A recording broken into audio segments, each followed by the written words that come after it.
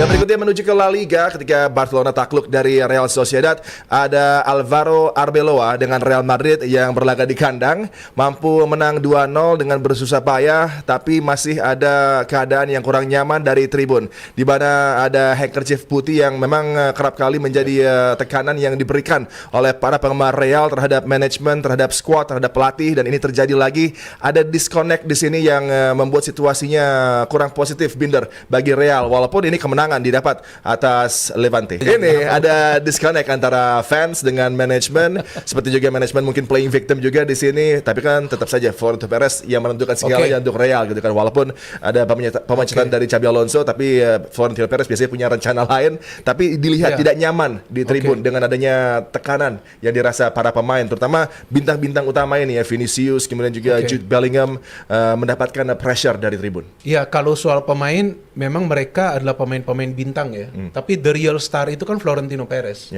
Karena dia bisa menjaga Madrid menjadi klub yang sehat secara finansial. Bahkan mereka akan membuat stadion baru dan banyak hal lainnya lah. Bahkan kalau dari segi pembelian pemain udah tau lah, dia yang udah paling cerdas lah mau membeli siapa, dan dia memang selalu membidik superstar seperti yang dia kejar terus tuh Mbappe sampai berapa musim, akhirnya sampai dapat kan gratis kan. Memang luar biasa ini orang. Tapi terkait dengan supporter yang protes karena kejadian akhir-akhir ini 2 kali kekalahan lawan Barcelona dan juga lawan Albacete, kemudian Xabi dipecat, gue pikir itu adalah hak mereka ya. Apalagi ini yang protes kan yang ke stadion kan, mereka kan keluarin modal juga untuk beli tiket, untuk beli jersey. Ya gak beli jersey juga kalau mau protes aja, ya kan? Karena mereka kan sudah hadir di dalam stadion. Tapi gue pikir bagi para supporter ini adalah hal yang sebetulnya bukan baru, karena Madrid pernah juga mengalami siklus serupa ya. Tapi nanti tiba-tiba mereka back to normal lagi. Cuman yang gue gak ngerti, Arbeloa ini untuk berapa lama?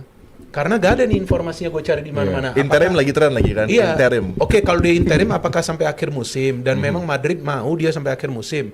Karena Madrid kan masih punya peluang untuk juara La Liga, punya peluang untuk Liga Champions. Itu mereka masih ada 2 peluang itu. Makanya itu gue agak kaget kenapa Xabi dipecat. Karena sebetulnya Xabi gak bisa kita katakan gagal. Karena dia memang kalah di final Super Copa, tapi masih menjaga peluang di La Liga dan juga di Champion. Jadi memang gak fair juga memecat Xabi Alonso, walaupun gue memang gak antusias ketika Xabi menjadi pelatih Madrid. Kalau yang lain kan bahkan yang fan Barca aja koar-koar tiki-taka, teka-teki itu namanya Madrid. Iya, jadi yang gak ngerti Madrid, yang fan Barca ya ngomong aja, tapi gak masuk ngomongannya. Kalau gue ngelihatnya begitu. Karena kenapa? Florentino Perez gak akan mungkin mengambil resiko besar seperti itu. Ini antara memecat atau Xabi mengundurkan diri nih. Antara ini dua, gue juga agak ngerti nih. Tapi kalau Xabi mau mengundurkan diri, kalau dia memang tahu Xabi ini penting, dia pasti akan nahan. Kalau dia pecat, artinya dia sudah tahu, itu dia perlu lakukan. Ini bukan orang yang biasa. Florentino Perez memang mastermind di belakang kesuksesan Madrid. Jadi gue pikir kalau ketika Xabi sudah pergi Arbeloa, ya gue juga gak tahu dia akan bisa bagus atau enggak. Gak ngerti gue, ini pelatih yang sebelumnya melatih tim junior Madrid. Ya kan dari awal dia sudah melatih tim junior Madrid. Yang menang lawan Levante gue pikir gak bisa dijadikan ukuran. Mau main bagus, mau main jelek, mau dia tadinya imbang atau kalah. Dan yang kalah lawan Albacete juga gue bilang gak bisa dijadikan ukuran bahwa dia akan gagal.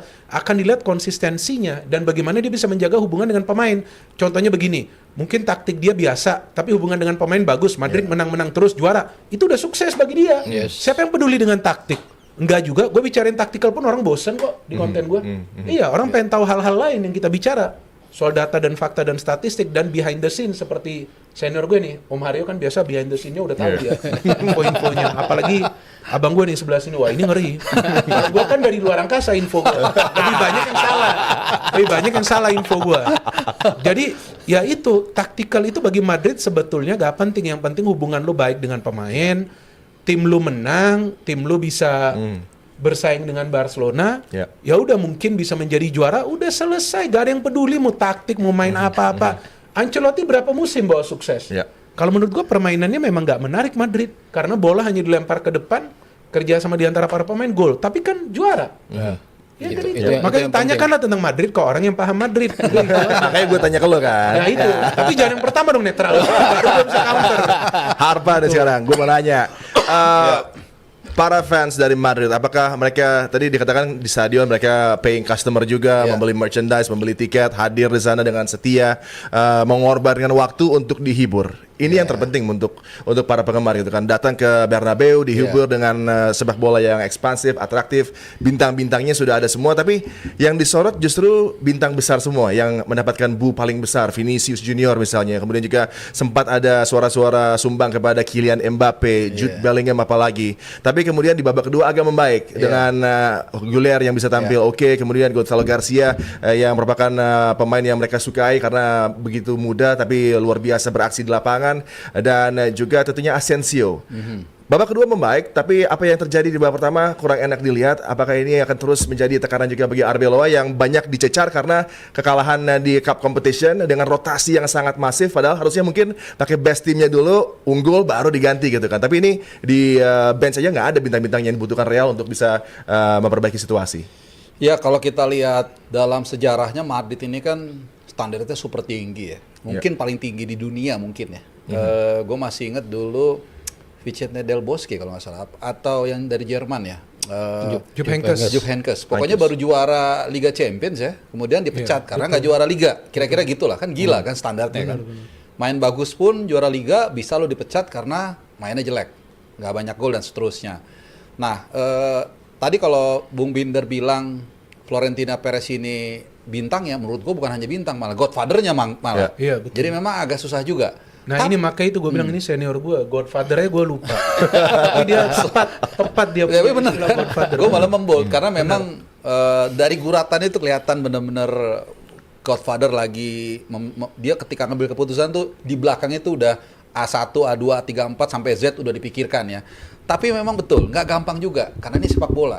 Sepak bola di mana fans puluhan ribu, mungkin 70 ribu, 80 ribu yang dalam tanda kutip punya suara. Mereka datang, mereka bayar, mereka yang menentukan arah angin suara. Gue masih itulah seninya. Bagaimana kemudian antara godfather yang punya suara, punya otoritas, tapi fans yang juga punya tekanan. Nah, yang jadi jawaban adalah di lapangan.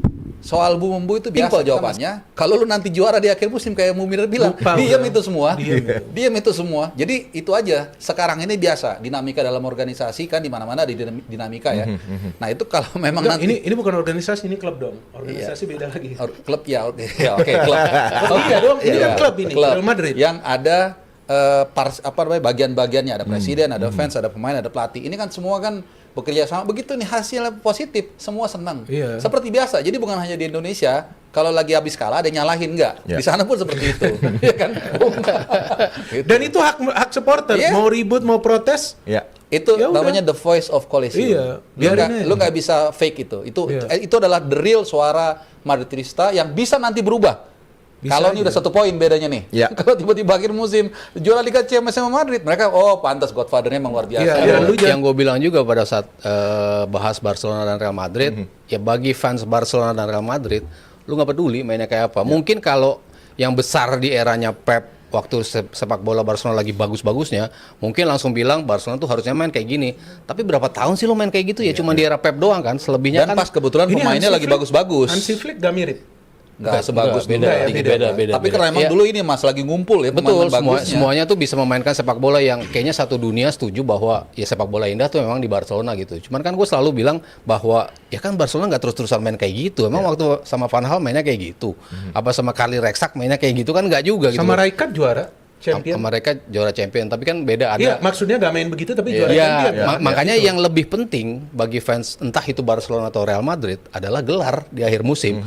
Lu nggak peduli lu mau main kayak apa, lu mau main bagus, lu main enggak, yang penting at the end of the season lu mendapatkan gelar. Makanya nyambung apa omongan gue di hari Jumat, gue bilang Arbeloa lu harus kasih dia kesempatan sampai konsistensinya dapat apa enggak nih pelatih yang bisa dikatakan baru untuk Real Madrid. Kemarin kalah dari LBCT, belum tentu dia langsung harus dipecat di 2 pertandingan setelahnya. Lu harus lihat abis ini dia menang nggak, abis itu dia bisa menang lagi nggak, abis itu dia menang. Kalau dia konsisten bisa menang, ya why not tetap mempertahankan dia sampai habis. Yang penting nanti ujungnya lu dapat trofi apa enggak. Itu yang lebih penting bagi fans Barcelona dan Real Madrid. Ya, yang pasti La Liga semakin menarik, apalagi kemarin Barcelona juga gagal menang. Ini membuat situasinya juga penuh dengan teka-teki siapa yang akan menjadi yang terbaik di La Liga, karena walaupun Real Madrid masih berupaya untuk kembali ke jalur yang tepat untuk bisa memberikan tekanan kepada Barcelona, Arbeloa apakah akan mampu secara konsisten memberikan aksi terbaiknya dari sisi lapangan? Ini patut kita nantikan. Dan